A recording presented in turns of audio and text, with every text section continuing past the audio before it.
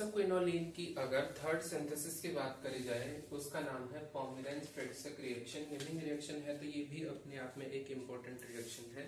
अभी तक हम दो रिएक्शन कंप्लीट कर चुके हैं। पहली रिएक्शन थी हमारी बिस्लो-नेपराल्स की सिंथेसिस और जो दूसरी थी उसका नाम था पिक्टेट-स्पेंगलर सिंथेसिस। दोनों रिएक्शंस के अंदर जो हमारा फर्स्ट रिएक्टेंट था वो सेम था, जो था बीटा फिनाइल इथाइल अमीन।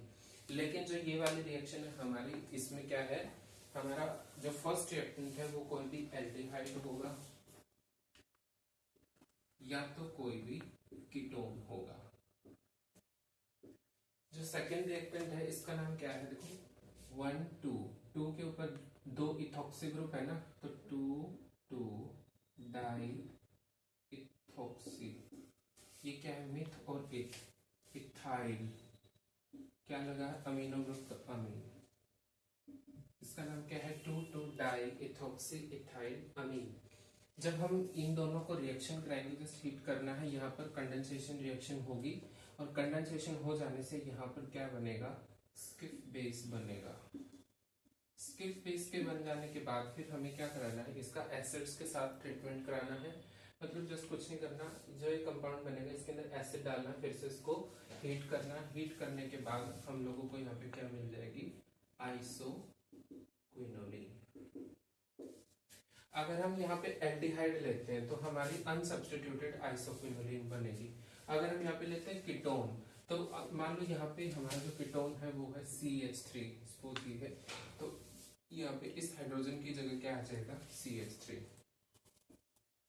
तीनों ही नेमिंग रिएक्शन के अंदर, चाहे वो हमारी नेपिराल्स की सिंथेसिस थी, चाहे वो हमारी पिक्टेट-स्पेंगलर थी, चाहे वो हमारी पोमेरेंज-फ्रेटसेक है, तीनों के अंदर ही फर्स्ट पोजीशन हमारी सब्स्टिट्यूटेड आ रही है और तीनों ही पोजीशन के ऊपर क्या आए हैं, हमारे एल्काइल ग्रुप्स आए हैं। चलो इस रिएक्शन को हम स्टेप टू स्टेप एक मैकेनिज्म के थ्रू देखेंगे ताकि हमारे कॉन्सेप्ट्स कवर अप हो जाए।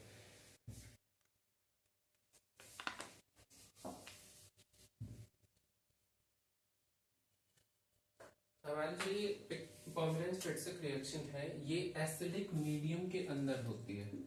एसिडिक मीडियम में, एसिडिक मीडियम बनाने का हमारे पास एक रीजन है, वो क्या, ये जो कार्बोनिल ग्रुप है इसको और ज्यादा इलेक्ट्रोफिलिक बनाने का। अब यहाँ पे क्या है, अगर हम इस एसिडिक मीडियम में इसको कराएंगे तो सबसे पहले क्या होगा, यहाँ पर जो हमारा ये एल्डिहाइड है इसको ये क्या कर देगा, प्रोटोनेटेड कर देगा इस वाले ऑक्सीजन को। यहाँ पे जैसे ये प्रोटोनेटेड होगा, क्योंकि इसके ऊपर लोन पेयर थे, प्रोटोनेटेड हो जाते ही ये क्या करेगा, इसको और ज्यादा इलेक्ट्रोफिलिक बना देगा। जैसे ये ज्यादा इलेक्ट्रोफिलिक बनेगा, इस नाइट्रोजन के पास क्या है, लोन पेयर, ये लोन पेयर क्या कर देते हैं, इस कार्बोनिल ग्रुप के ऊपर अटैक कर देंगे। अटैक करते ही ऑक्सीजन क्या करेगी, अपने पाई इलेक्ट्रॉन्स को अपनी ओर खींच लेगी, और तो इससे हमें जो नेक्स्ट कंडीशन मिलेगी वो क्या है,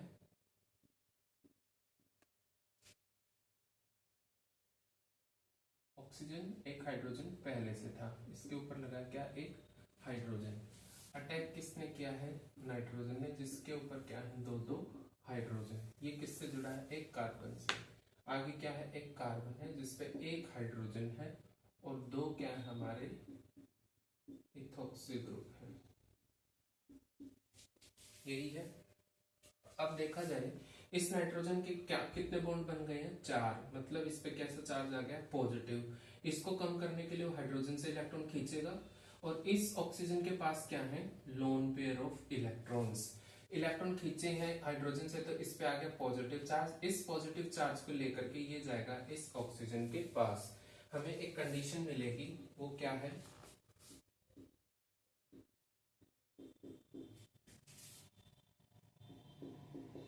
ऑक्सीजन पे एक हाइड्रोजन पहले से था, एक और आ गया है, क्या है, नाइट्रोजन जिसपे रह गया एक हाइड्रोजन, आगे है कार्बन जिसपे एक है हाइड्रोजन और दो है उसके ऊपर इथॉक्सी।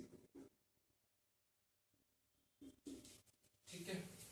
अब क्या होता है, इस नाइट्रोजन के पास क्या है, हमारे लोन पेयर ऑफ इलेक्ट्रॉन्स। ये लोन पेयर यहाँ पे रेजोनेंस में टेक पार्ट करेंगे, जिसकी वजह से यहाँ से क्या होगा, वाटर मॉलिक्यूल बाहर निकल जाएगा। मतलब एक कंडेंसेशन रिएक्शन हो रही है, यहाँ पे हमें क्या मिलेगा,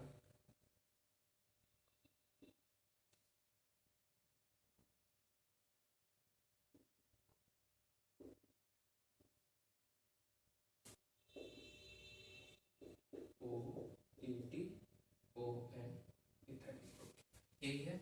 इस नाइट्रोजन के पास क्या है, एक हाइड्रोजन, फिर से इस पे क्या आ गया है, एक पॉजिटिव चार्ज। अब क्या है, इस पॉजिटिव चार्ज को कम करने के लिए नाइट्रोजन क्या करेगी, इस हाइड्रोजन से इलेक्ट्रॉन्स खींच लेगी, माइनस में H प्लस आयंस यहाँ से बाहर चले जाएंगे, ये हो गए हैं बाहर, हो गए। अब क्या है, ये जो इथॉक्सी ग्रुप है यहाँ पे क्या होगा, अब देखो इस ऑक्सीजन के पास या तो इस ऑक्सीजन के पास, दोनों के पास क्या हमारे लोन पेयर ऑफ इलेक्ट्रॉन्स हैं, या तो इस वाले ऑक्सीजन के लोन पेयर यहाँ पे रेजोनेंस में टेक पार्ट करेंगे, या तो इस वाले, किसी एक के। अगर ये ऑक्सीजन अपने पाई इलेक्ट्रॉन्स को यहाँ शिफ्ट कराती है, ठीक है, तो यहाँ से क्या होगा, ये OET ग्रुप बाहर चला जाएगा, क्योंकि कार्बन के 4 बॉन्ड ऑलरेडी है, पांचवा बनाने की कोशिश ये ऑक्सीजन कर रही है, कार्बन 5 रखेगा नहीं तो इस वाले OET ग्रुप से वो तोड़ देगा। तोड़ेगा क्यों, क्योंकि दोनों इलेक्ट्रॉन ऑक्सीजन ले रही है, ऑक्सीजन इलेक्ट्रोनेगेटिव, तो बहुत आसानी से वो क्या करेगी, इस नेगेटिव चार्ज को बियर कर भी लेगी। अब क्योंकि यहाँ से क्या निकला था, H प्लस आयन, ये मिलकर के यहाँ से क्या बना लेंगे, इथेनॉल। हमें अब क्या मिलेगा, जो नेक्स्ट कंडीशन मिली वो है ये,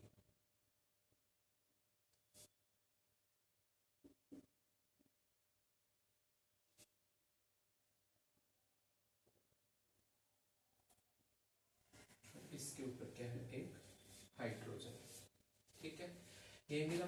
अब क्या होगा, सेम बात वही है, अब ये ऑक्सीजन क्या है, प्रोटोनेटेड है, सेल्फ प्रोटोनेटेड हो रखी है। प्रोटोनेशन होते ही ये वाले क्या करेगी, इस कार्बन से इलेक्ट्रॉन खींचेगी अपनी ओर, तो इस कार्बन को सपोर्ट करने के लिए ये वाले पाई इलेक्ट्रॉन क्या करते हैं, इसके ऊपर अटैक करेंगे, जिसकी वजह से क्या होगा, ऑक्सीजन अपने इन पाई इलेक्ट्रॉन्स को अपनी ओर खींचेगी। हमें एक कंडीशन मिली, वो क्या है,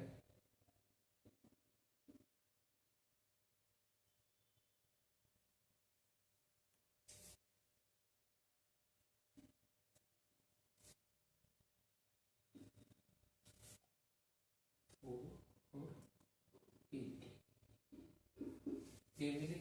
अब यहाँ पे क्या है, एक हाइड्रोजन, क्योंकि फिनाइल रिंग है तो मतलब हर एक पोजीशन पे क्या रहते हैं, हाइड्रोजन एटम, तो ये वाला हाइड्रोजन यहाँ पे है। अब इस रिंग को दोबारा से एरोमेटिक बनाने के लिए ये हाइड्रोजन फिर से अपने इलेक्ट्रॉन्स को क्या करेगा, यहाँ पे डोनेट करेगा। जैसे अपने H प्लस आयन ये इलेक्ट्रॉन डोनेट करेगा तो ये बन जाएगा H प्लस, H प्लस लेके पास में ही कौन है, ऑक्सीजन, ये इस ऑक्सीजन के ऊपर माइग्रेट करेगा, और हमें जो एक नेक्स्ट कंडीशन मिलेगी वो क्या है,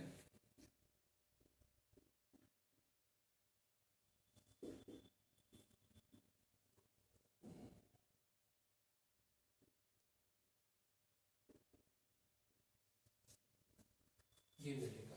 इस ऑक्सीजन पे फिर से क्या आ गए हैं, पॉजिटिव चार्ज। अब क्या होगा, ये जो हाइड्रोजन है ना, इस रिंग को एरोमेटिक बनाने के लिए यहाँ पे क्या करता है, अपने इलेक्ट्रॉन्स को डोनेट करेगा।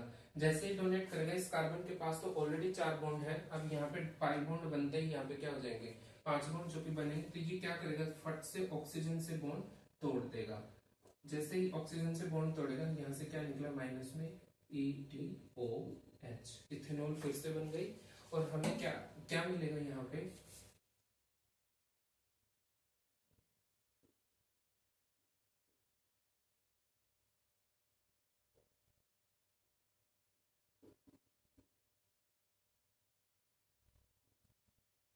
और यहाँ से जो H निकला है, साथ में क्या निकला, माइनस में H प्लस आयन। स्टार्टिंग में हम लोगों ने रिएक्शन में क्या डाला था, एसिड, H प्लस आयन डाले थे, तो ये वापस से वहीं पे चला जाएगा, क्योंकि हम लोगों ने पढ़ रखा क्या, कैटलिस्ट सिर्फ रिएक्शन के अंदर रिएक्शन की स्पीड को बढ़ाते हैं, वो खुद टेक पार्ट नहीं करते, तो लास्ट में यहाँ से जो H प्लस आयन आए थे वो वापस से क्या है, रिएक्शन में ही चले गए हैं। यही थी हमारी पोमेरेंस-फ्रिट्ज़क रिएक्शन, जिसके अंदर हम लोगों ने एल्डिहाइड्स या तो कीटोन्स को रिएक्शन कराना है किसके साथ, 2,2-डाइइथॉक्सी इथाइल अमीन के साथ, तो हमें प्योर यहाँ पे क्या मिल जाएगी, आइसोक्विनोलिन।